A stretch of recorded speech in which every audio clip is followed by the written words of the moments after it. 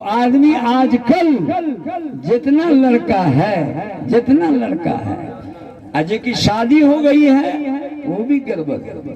बीवी को क्या कहेगा? बीवी को ये तो कहिया तो कहिया का हम तेरे बड़े मनी हो कि हाँ बहुत का कि हाँ का कितना का तोर न देखो तो हमारा दिल खटखट खटखट खटखट बोलो ऐसा है इतना मानो। कहा कि हाँ देखना मोबाइल में तुम का फोटो रखे हुए हो। कहा कि अच्छा। कहा देखना इसलिए रखे हुए तो हंसते तो हमें बहुत अच्छा लगा।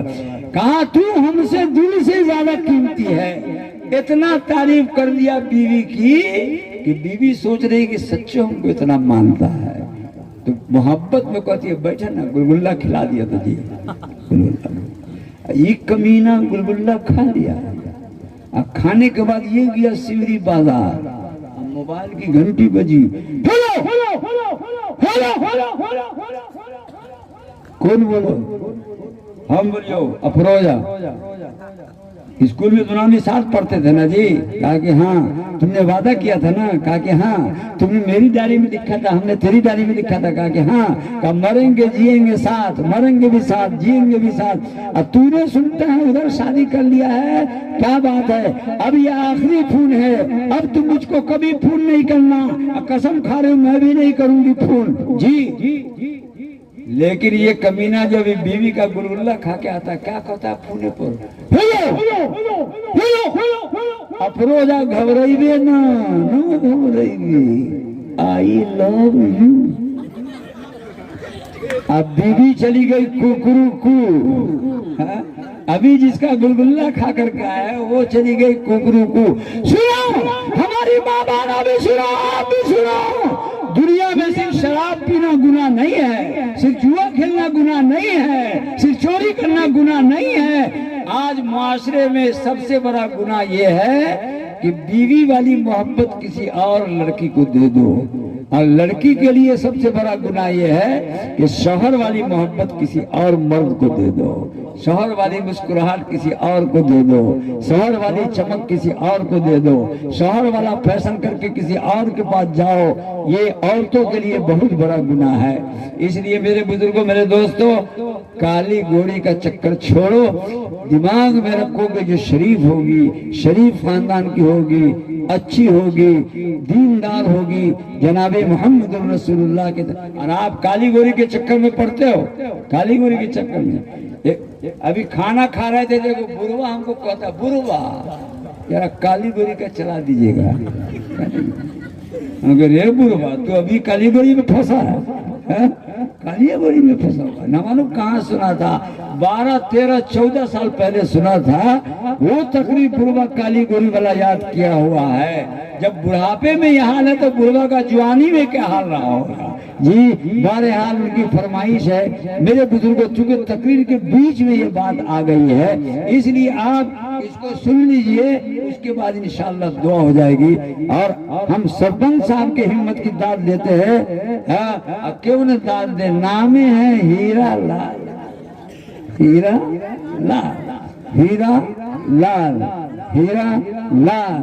देखो हमारी कंपनी में थे हजरत बिलाल वो थे हजरत बिलाल लेकिन नबी सल्लल्लाहु अलैहि वसल्लम के थे वो लाल जी। मेरे बुजुर्गों मेरे दोस्तों मेरे प्यारे भाइयों हारून रशीद बादशाह एक बहुत बड़ा। आप लोग जागे हो ना जी? हाथ उठाओ हाथ उठाओ। अरे पीछे वाले उठाइए ना। उस आदमी है कि ना हो?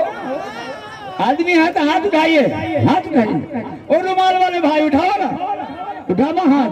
माशाअल्लाह माशाअल्लाह। आप लोगों को हाथ उठाने में रहम आता है। कटिहार से आगे एक इलाका है बारसोई।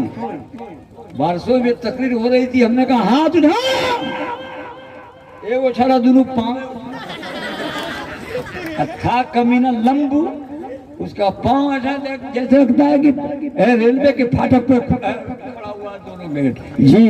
इतना लंबा था। मुखिया का लड़का उठा इतनी मार मारा उसको जो हाथ पांव खोले हुआ था बड़ी मार मारा। कालर पकड़ के घुमाता हुआ स्टेज के सामने ले आया हमारे पास। कहा मौलाना जी मौलाना जी मौलाना जी ओ मौलाना जी। ऐसी बोलते हैं। हमने कहा क्या कहते हो जी?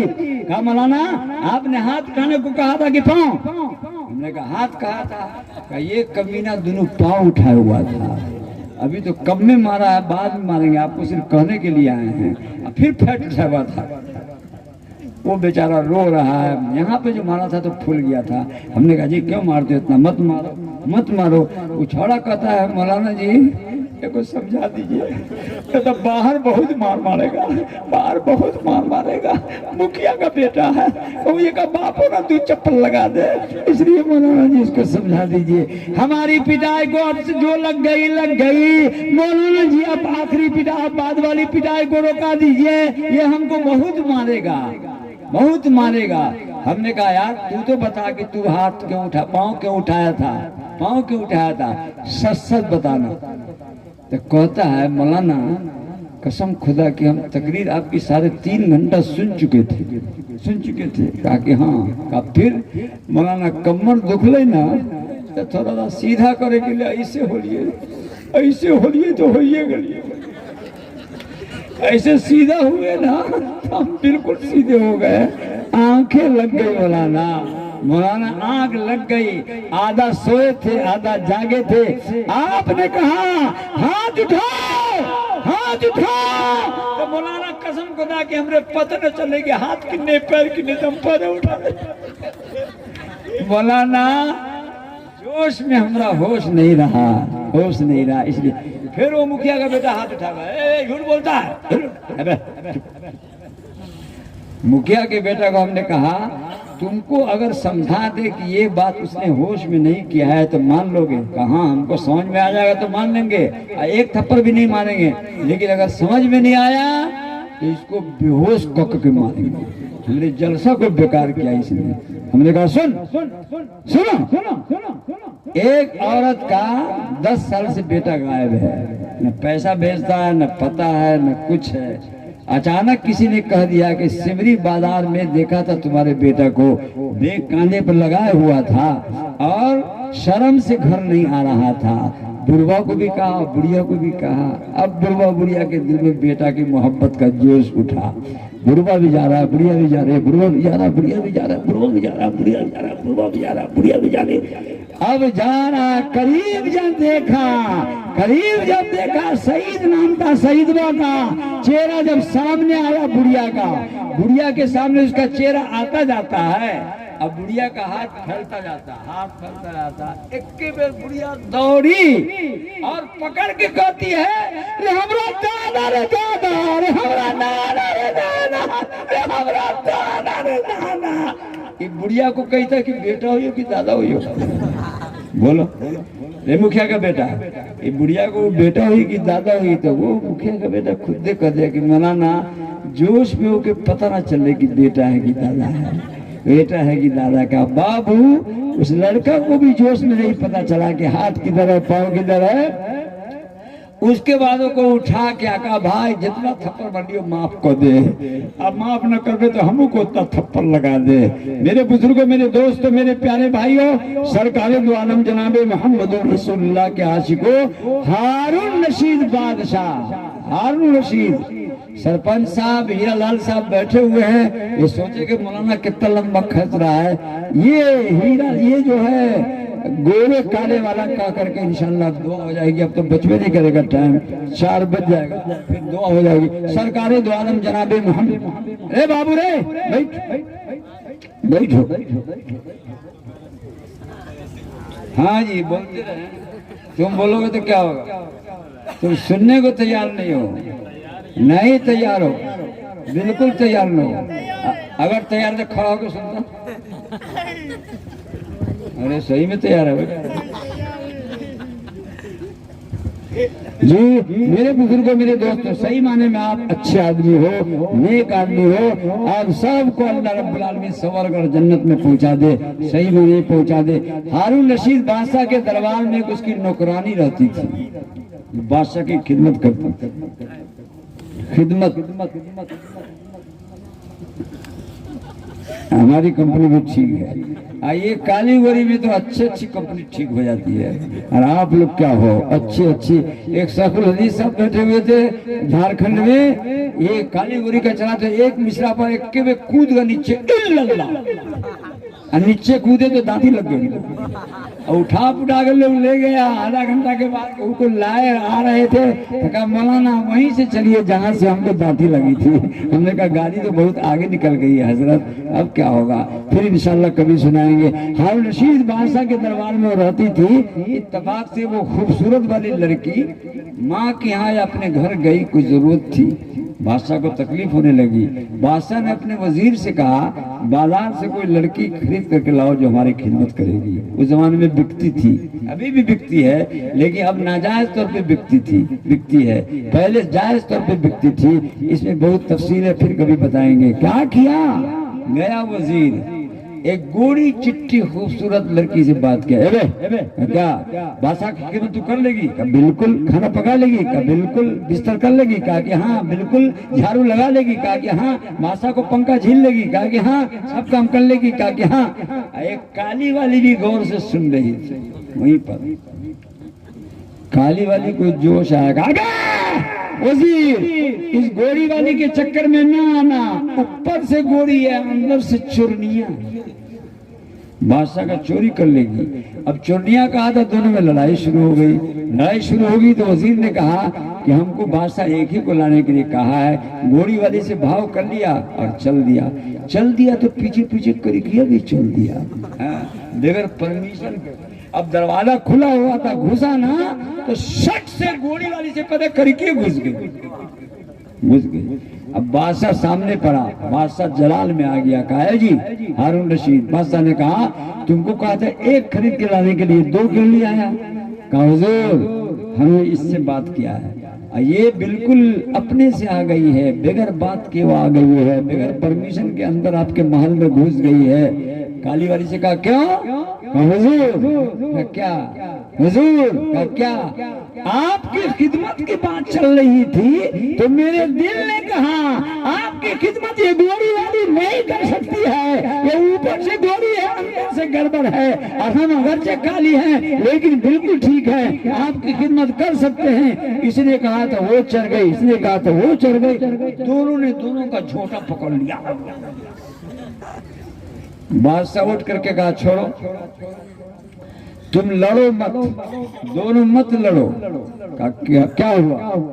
गोरी वाली से कहा तुम अपने इल्म से साबित कर दो कि गोरी चीज अच्छी होती है तो तेरी नौकरी पक्की।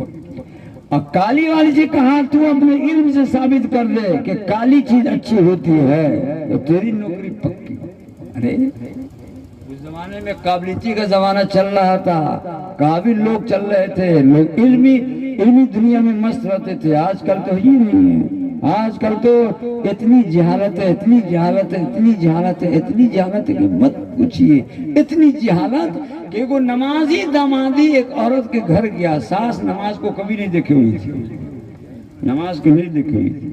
अब दामाद नमाज पढ़ रहा है, झांक कैसे देखा, मैया कैसी बीमारी वाला को उठा के दिया, सिर को जमीन में पटको, सिर को जमीन में पटको, सिर को जमीन में पटको। वो बीमारी नमाज को बीमारी को हो रही है। शौहर को जाके कहा था, बुढ़वा भी नमाज को कभी नहीं देखे हुआ था, कहा अल्लाह अल्लाह 5 लाख रुपया गे लो, 5 लाख रुपया गे लो। अब बुढ़िया करे बउआ काका ये बीमारी हमारे यहाँ पकड़ कर की तरह घरे से है, कौन बीमारी? हमको कहा कोई बीमारी? का बउआ ये बीमारी ने तो कहा तोते झुका हो, तोते जमीन में नाक रख रहा बउआ हो, तुझे बड़ी भारी बीमारी है। कहा अल्लाह की बंदी हमको कोई बीमारी नहीं, हम नमाज पढ़ते हैं। तो कहती है नमाज का वो है? कहा नमाज अल्लाह के डर से पढ़ते हैं। तो बुढ़िया कहती है हमारी बेटी को लेके हमरे यहाँ चले आवा, यहाँ कोई का डर नहीं, अल्लाह का डर नहीं, हमने यहाँ कोई का डर नहीं, यही लेकर के चले आवा। जी ऐसी जहालत है, वो इल्म का जमाना था। आप ही कहते ये ले वही वो बैठा नहीं कहते, इसलिए इतना गौर से सुन रहे हैं। बहरहाल मेरे बुजुर्गों, मेरे दोस्तों, न काली खराब होती है न गोरी खराब होती है, आदमी का दिल खराब होता है। एक बहुत बड़े मुहद्दिस हैं यहया इब्न अक्सम, वो मस्जिद से एक दिन उठ के गए, अपनी बीबी से कहा कुरान बंद कर, कुरान पढ़ा। कहा कि हाँ कुरान में देख लियो कि तू जन्नत में जाएगी, हम जन्नत में जाएंगे। अच्छा तुम कैसे मिल गए हो? जन्नत ने कहा हाँ देख लियो, आना बताइए बैठा है। कहा अच्छा ये बताओ कि हमारी शक्ल कैसी है? हमारी शक्ल तोरी कभी ना कोई को करिए, मगर तू पूछो तो बताइए तेरी शक्ल कैसी है? कैसी है? का कसम खुदा की तू कौआ से भी ज्यादा काला है, कौआ से भी ज्यादा, कौआ से भी ज्यादा। कहा कि हाँ इतना काला कहीं हुआ है? आप पूछ रहे थे बता दें। उसके बाद इसने काले याह्या इब्न अक्सर ने कहा कि तुम चाहती है कि तेरे निकाह में हम न रहेगा ना, ये नहीं करना। मैंने कभी दिल में नहीं सोचा कि यारा मेरे निकाह में नहीं रहे। हमने फैसला कर लिया है कि जब अल्लाह का फैसला मेरे लिए तू है तो मैं कौन फैसला करने वाली होती हूँ? जी इस्तिंजा करने जाइए,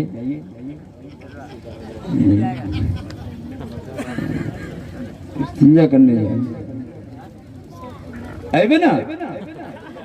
हाँ आइए आइए आवेगा इंशाअल्लाह। हमारे भाई लोग सब बैठे हुए बहुत दूर तक माशाअल्लाह सब सुन रहे हैं। सरकारी द्वारा जनाबे मोहम्मदुर रसूलुल्लाह सल्लल्लाहु अलैहि वसल्लम की हदीस सुन रहे हैं। अल्लाह ताला सुनने की तौफीक नसीब फरमाए। दुआ करके जाइएगा, कहो इंशाअल्लाह दुआ करके जाना है। कौन बगैर दुआ के चला जाएगा? हाथ उठाओ, उठाओ। बगैर दुआ के कौन चला जाएगा? हाथ उठाओ, हाथ उठाओ। नहीं कोई जाएगा, दुआ करके जाएगा इंशाअल्लाह। इतनी गौर से तकरीर सुनता है कि कह रहा है कौन आदमी चला जाएगा तो हाथ उठाओ। उसका मतलब है नहीं जाएगा जी, नहीं जाएगा इंशाअल्लाह। ओ बाबू बैठे ना, बैठा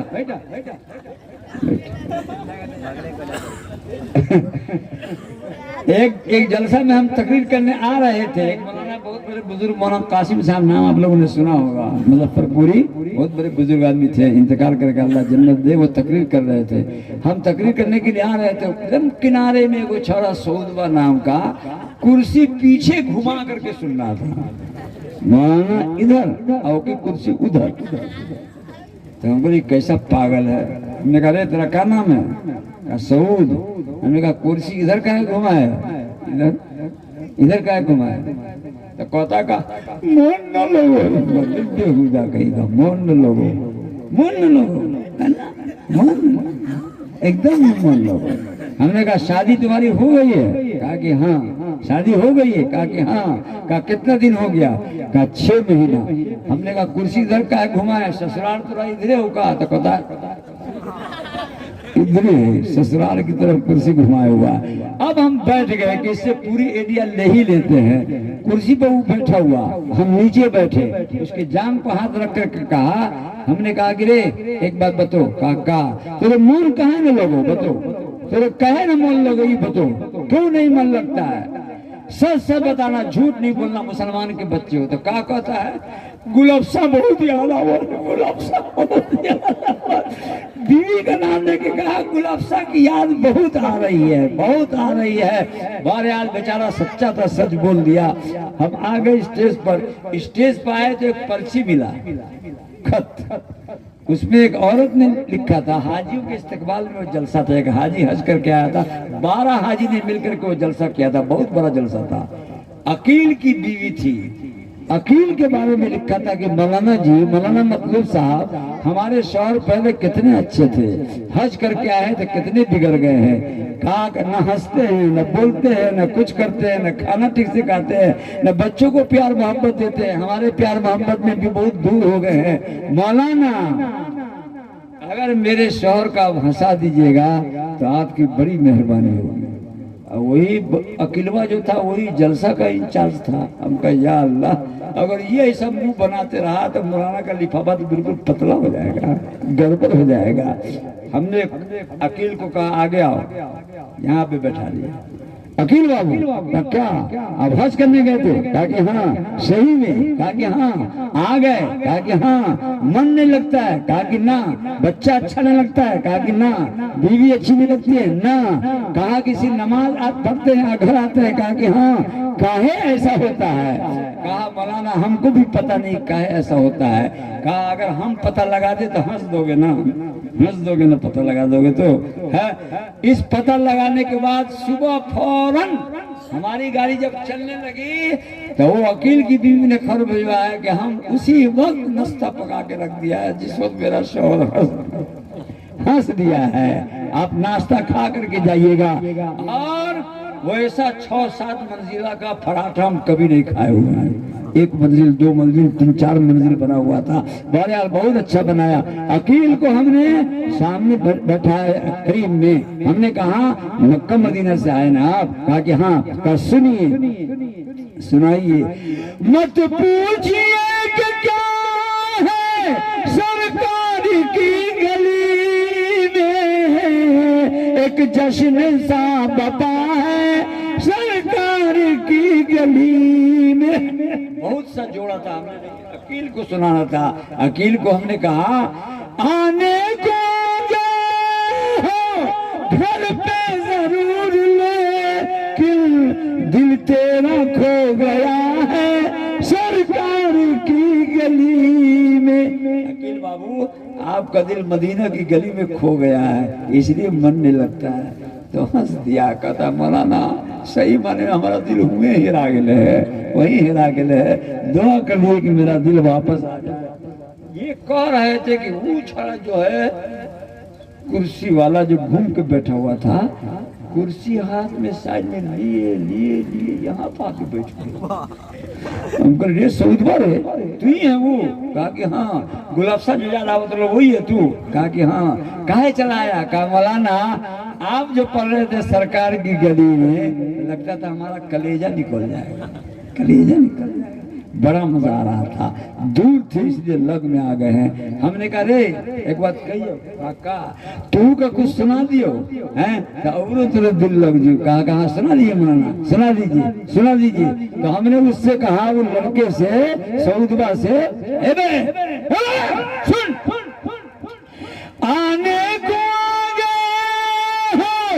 जलसा में जरूर लेकिन दिल तेरा खो गया है ससुराल की गली में।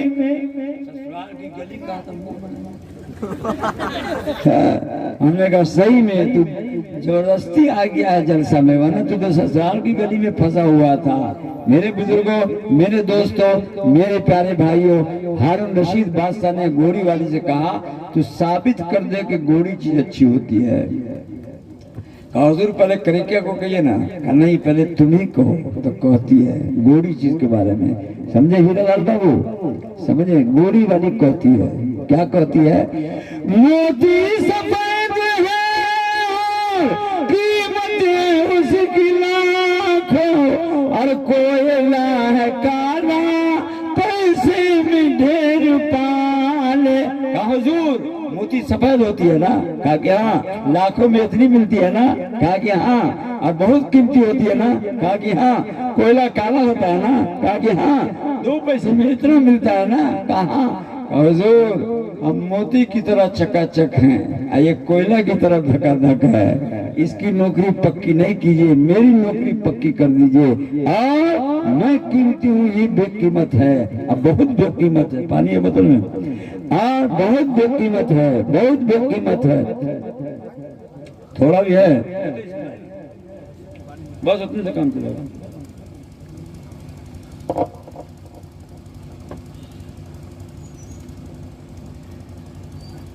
काली वाली ने कहा ए सुन, मुश्क देखा है तूने? मुश्क? हाँ देख लिए। उजला हुआ कि काला हुआ? काला हुआ। अच्छा काला हुआ न? कहा कि हाँ। मोती से ज्यादा कीमती होता है कि कम? 1 नंबर मुश्क मिल जाए तो दुनिया की कोई चीज से ज्यादा कीमती नहीं होती है। कहा सुन है मुश्क नाफकाली कीमत में बेशगाली, रूई सफेद है ढेर पाली। मुश्क ना बकालो वो ने कहा कि हाँ, लाखों में थोड़ा मिलता है ना, कहा कि हाँ, करुई सफेद होती है ना, कहा कि हाँ, तेरे जैसी सफेद ना, कहा कि हाँ, कहा 2 रुपये में इतनी मिलती है ना, कहा कि हाँ, और धूम देते हो इतनी हो जाती है ना, कहा हवा चलती है तो उड़ जाती है ना, कहा कि हाँ, कहा चल तू उड़ जा, तेरी नौकरी पक्की नहीं होगी, मेरी नौकरी होगी। मैं को हुजूर हमको रखिए, हम मुश्क नाफा की तरह हैं। काली वाली गोरी वाली सोचती है कि ले चलो इस वाक्य को उठा करके कुरान में चली गई। हाँ, कितनी काबिल होती थी उस जमाने की औरतें भी। कहती है गोरी वाली, काली वाली, अगर तुमको शर्म होगी तो इस बात को सुन करके तुम बंगला को खाली कर देना और चल देना मुंह झुका करके। कौन है, क्या कहती है, बोलो क्या कहती है, बोलो क्या कहती है, बोलो। कहती है अल्लाह के नेक बंदों का मुंह सफेद होगा और दोज़खी जो होंगे मूल के होंगे काले। है कर दिया काका, हमारा चेहरा अल्लाह ने चकाचक जन्नती की तरफ बनाया है, तब ये जुल वजूह, और तेरा चेहरा दुस्की की तरफ काला बनाया है, तब ये तस्वद्दुल वजूह। लिहाजा निकल जा, तू दोस्ती है, हम जन्नती है। गोरी चीज जन्नती होती है, काली चीज जहन्नमी होती है। तेरी नौकरी पक्की नहीं होगी, मेरी नौकरी होगी। काली वाली कहती है एक बात कहियो गुरकी, कहा कि हाँ, तूने आंख में तेरे का आंख है ना, तेरी आंख की पुतली, तेरी आंख की पुतली कैसी है, आगे बुआ, आंख की पुतली तेरी कैसी है? तो गोरी वाली कहते काली है।